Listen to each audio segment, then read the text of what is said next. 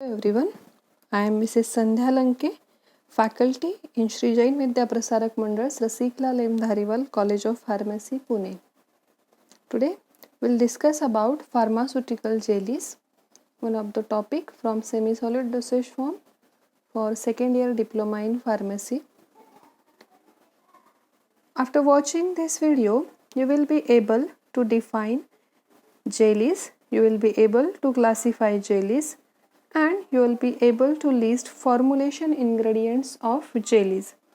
So one by one we will discuss all these factors.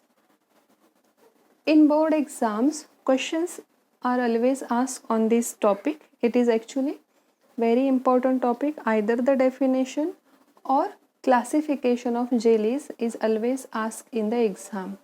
So let us discuss about the introduction of jellies. Jellies are transparent or translucent non-greasy semi-solid preparations which are meant for external application to the skin or mucous membrane. They are less greasy as compared to that of gels. They are mainly used for mucous membrane, for lubricating, antiseptic purpose, and they are also used as cosmetic in dentifrices as well as for skin and hair care preparations. These jellies, they are also useful for the various preparation of eyes. There are three different types of jellies. First one, medicated jellies. Second, lubricating jellies. Then the miscellaneous jellies. These miscellaneous jellies are further divided into two parts, the patch testing jellies and the electrocardiography. Now the first one, the medicated jellies. Medicated jellies, these are used on mucous membrane and skin for their spermicidal, local anesthetic and antiseptic effects. So as name indicate, they contains certain medicaments. So these jellies contain sufficient water, and after evaporation of water they provide local cooling effect.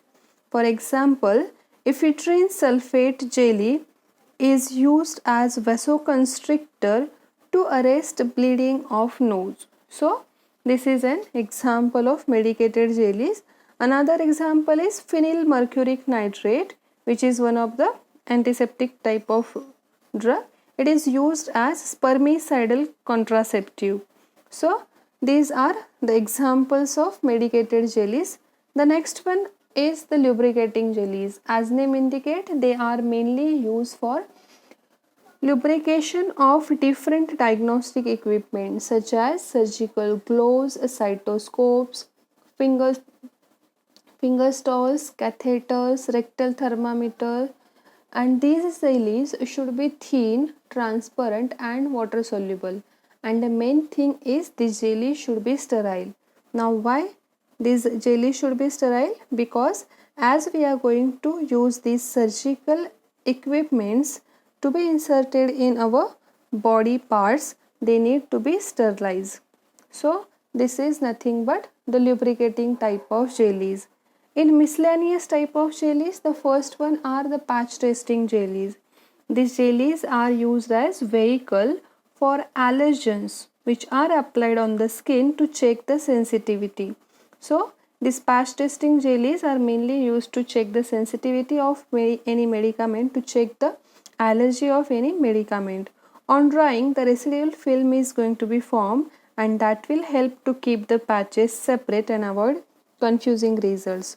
So as per the name, patch testing jellies, it is having the objective for checking the sensitivity. Next one is the electrocardiography. This type of jellies, they are mainly applied on the electrode so as to reduce the electrical resistance between the patient's skin and the electrode. This type of jelly contains mainly the two ingredients, sodium chloride, pumice powder and glycerin.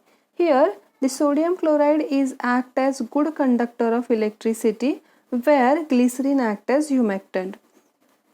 These humectant, these are nothing but the agents which will prevent drying of the preparation, or they will keep moisture in the preparation.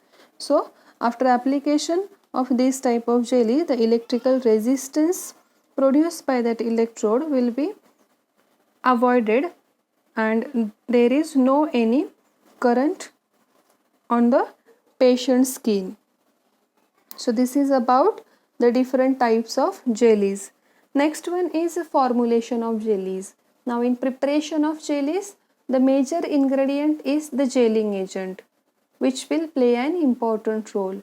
These gelling agents, they are usually the organic type of hydrocolloids and sometimes they may be the hydrophilic type of inorganic substances.